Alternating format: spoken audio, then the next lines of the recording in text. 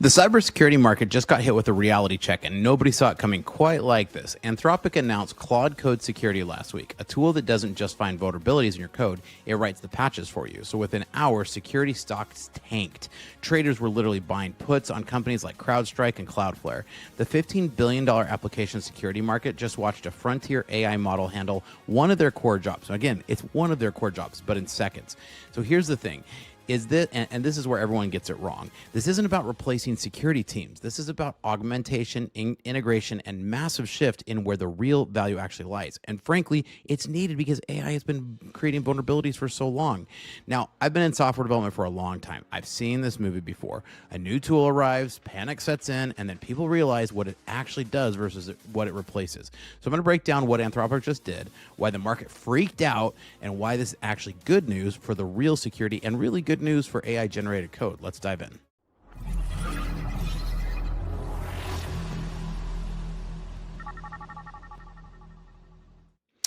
Welcome to Startup Hack. I'm Spencer, and here at Startup Hack, we love to build custom software solutions for companies. With a decade of executive leadership as a fractional CTO and 25 years of software development, I've mastered transforming tech teams and products.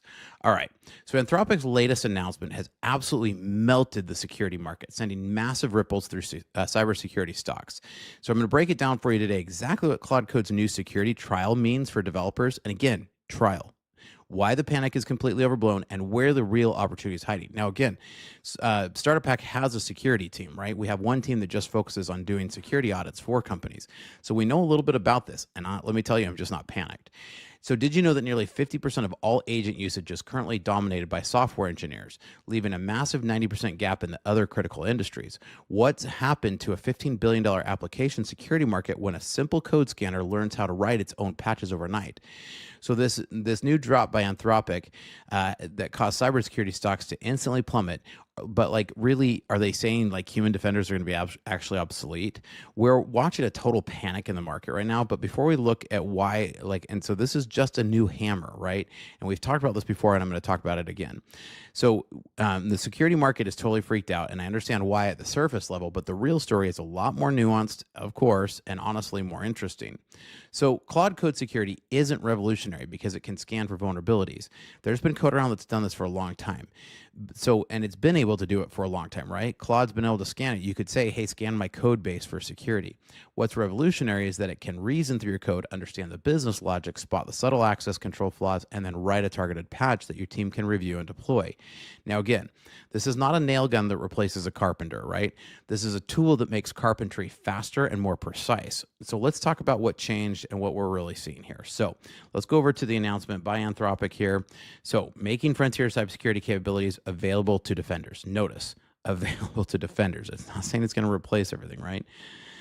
Claude Code Security is a new capability built into Claude Code on the web, is now available in a limited research preview. It scans code bases for security vulnerabilities and suggests target software patches for human review. Like, everybody's panicking, allowing teams to find and fix security issues that traditional methods often missed. Security teams, now again, there's been code scanners that do this for a long time, right? There's a lot of OWASP, OWASP. It's an acronym, and this is something that you're going to run a lot. Our security team uses this when they're doing SOC 2 testing and others vulnerability testing, right? But security teams face a common challenge: too many software vulnerabilities, not enough people to address them. Existing analysis tools help, but only to a point, as they usually look for known patterns. Finding the subtle context-dependent vulnerabilities that are often exploited by attackers requires skilled human researchers who are dealing with ever-expanding backlogs. So this should help us to make the web more secure. So I'm not totally sure why everybody's melting down over it. Well, I know why, but we'll get to that. So AI is beginning to change that calculus. We've recently shown that Claude can detect novel high security vulnerabilities. It also can generate them. But the same capabilities that help defenders find and fix vulnerabilities could help attackers exploit them. So they're putting this in, but again, like, let's run down here to the very bottom here, because this is like, for getting started. We're opening a limited research preview of Claude Code Security for enterprise and team customers today. So like, this isn't even open for everybody. Participants will get early access and collaborate directly with our team to hone the tool's capabilities. We also encourage open source maintainers to apply for free expedited access. So This isn't open to everybody for starters, but let's kind of take a look here at what some of the people are saying. And this guy's like, are we serious? And if you take a look at this here, let me get my head out of the way here. But if you look at this, you can see CrowdStrike just took a nosedive, right? Just, and so it's been it was a rough day to be CrowdStrike yesterday, right? And this is part of what we were talking about here today is the market just kind of melted down. Now, let's see if I can get out of full screen mode here. So let's talk about Gupta here and what he's talking about. The real story is about what happened when you mandate agentic AI adoption before your guardrails exist. Oh, so this is an interesting one. See, because Amazon launched out a tool, right? Amazon's internal AI tool, coding assistant, decides the engineer's existing code was inadequate, so the bot deleted it to start from scratch. That resulted in taking down a part of AWS for 13 hours. So when AWS went down a little while ago, and see, this is part of the reason why I kind of chuckle a little bit when I hear about, AI tools that are supposedly going to take over the world. So I kind of laugh at this because let's kind of read this story here. So the real story is about what happens when you mandate agentic AI adoption before your guardrails exist. Amazon set an integrated target of 80% of developers using AI coding tools weekly and tracked adoption closely. Leadership signed a memo pushing Kiro as the default for all productions. That's their coding tool. That's Amazon's coding tool. Engineers who wanted Claude Code instead needed VP level approval. 1,500 employees petitioned against the policy. The company ignored them. Then Kiro got operator level permissions with no mandatory peer review. An engineer let it resolve production issues autonomously. The AI decided the best fix was to delete and recreate the entire environment. 13 hours of downtime on a system inside the division that generated 60% of Amazon's operating profit. This was the second AI-caused production outage in months. Amazon Q developers caused another one. Both times AI tools had the same permissions as human engineers, but none of the institutional muscle memory that tells a senior dev, maybe you don't nuke an environment at 2 p.m. on a Tuesday. Amazon response tells you everything. User error, not AI error. They only added mandatory peer review and safety training after both incidents. The safeguards the safeguards everyone assumed existed didn't. And Amazon isn't alone. Google Anti-Gravity wiped a developer's entire hard drive. Replit's AI deleted a production database. 3 different AI coding tools. Same failure. Agentic permissions without agentic guardrails. And so that's why, like here at Startup Hack, we heavily use AI coding tools and heavily use AI and build it into our software. But building in those guardrails, the processes, the human checks, et cetera, those are all absolutely critical. Now, Google's own 2025 Dora reports 90% of developers use AI for coding, but only 24% trust it a lot. The adoption is running way ahead of the trust, and the trust is running way ahead of the infrastructure. So, we're seeing this, and then we see Anthropic announce this, and then we see the market say, yeah, we're going to tank, right? And so that's why we're seeing a lot of different takes on this, right? Now, Anthropic's new agent study, AI is taking over all of software development. Well, let's talk about this graph here for a minute, because a lot of people are seeing this. Now, why do we see this run? A lot of this is because of OpenCloud. A lot of people, and so these numbers have run, and they've been showing this, shortly after seeing OpenCloud, but clearly, where Anthropic is winning right now is in the use of software engineering. But to my point, that's actually exactly what I've been trying to talk about here for a while. We're going to see a niche down in AI tools. We're going to see tools that are being built for specific use cases. So in this case, we're seeing Anthropic is really going hard at Claude Code, right? We love it. It's a great tool. I've been using it a lot on a lot of different projects that I've been working on. And so it is a very valuable tool, right? Is it replacing developers? No, it's going to actually end up multiplying developers. So I run a large team. I have a lot of employees. I'm very busy. I don't have time to sit down and write a lot of code. So what do? I'll jump into Claude Code. I'll run the code. I know how to set up the environments. I know how to put guardrails on it. I know what things to tell it yes and no to. I know how to keep, production tokens out of the hands of the agents, et cetera. And so as I'm working through all of this, I know what I'm doing with this. And so this is a really good example of somebody who's now gone back to doing some coding.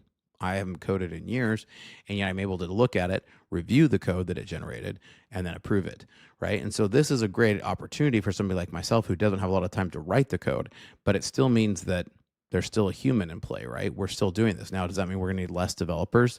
Maybe it'll mean some of these developers will fall off, but I think like every other business owner who's building around software, that just means I can do more means I can do more faster. And so I don't know anybody yet of any of the people I'm talking to who are like, oh, I'm going to let go of all my developers. We're still in demand. My business is still very busy. So this 50% graph that you're seeing here, where people are saying, hey, it's going to take over all software development. No, it's kind of like you just got this. And so I've used this analogy on the channel before, so I'll use it here again for those who haven't heard it. It's kind of like if you built a brand new nail gun, right? One that could shoot 1,000 nails per second, right? And like Spencer could still not build a house versus the person out there who might be able to build a house faster because they can shoot those nails faster. That carpenter who can go do it, who knows how to build a house, he might be able to build that house faster. But Spencer still can't build a house. You still would not want the house that Spencer built. It would be full of vulnerabilities, right? It would be full of weaknesses. I would build walls wrong. I would structure things together. I wouldn't put load in the right place. Like I wouldn't know any of those things. And that's exactly like software development. So you can say, hey, it's taking over software development, or you can say, actually, Claude got to be the new nail gun on town, and they're really, really killing it here, okay? So that's one of the big things. Let's talk about Gupta here. Anthropic just made the entire $15 billion application security market price in a question it can't answer. Traditional AppSec tools charge per developer license for static analysis. They find vulnerabilities, they generate reports, they flag code. Then a security engineer has to actually fix the problem. Look at the screenshot: input sanitization, audits, auth bypass tracing. These are the exact tasks that cost security consultants $300 to $500 an hour and take weeks to schedule. Claude Code Security doesn't generate a PDF full of findings for human triage. It writes the patches. That compresses the entire vulnerability lifecycle, discovered through remediation, into a single loop. Now, that's true when everything's in the code. A lot of times, things are not necessarily in the code. They're actually in the implementation. They're in the integration. They're in the connection. They're in the, those are usually the edge cases that you have to watch for. So sure, there are some of these that it can find. And when we look at this, but it says the timing is worth noting too. Anthropic released this same week, the same week enterprises are getting audited on SOC 2 and ISO 2700 compliance cycles. Security teams running a 200-person open finding with a 90-day remediation SLA just got a tool that could clear their backlog in hours. That's a bit of a stretch, right? Like a lot of times, majority of what you're doing is actually documentation. Now, hey, I can help with the documentation too, but if you're building AppSec right now, the competitive question just changed. You're no longer selling we find more bugs. You're competing against an AI that finds them and writes the patches in the same session. So that's definitely true, but at the same time, this then becomes the case, right? Is like Claude Code, but for security, right? We just handed a gun to the ape, right? And this is kind of part of the thing, is it's like, cool, we can go fix all of our patches. Do you know what's going to happen if you close, do you know the reason why that endpoint was unauthenticated, right? You might have an unauthenticated endpoint, and Claude goes and says, oh, unauthenticated endpoint, bad. But maybe you have some other remote system that needs to connect to it that has to have that unauthenticated endpoint, right? This is just kind of, I'm not the one who did it, but Claude Code, but for security, right? And that's pretty accurate. I want to show you one more thing here with this. Let me get this up. So we're rapidly moving towards a future where security is natively embedded into every single keystroke of a developer makes. And that's what we should have had a long time ago, right? Where you will no longer write a feature and then send it over to a wall to a separate team for grueling security review.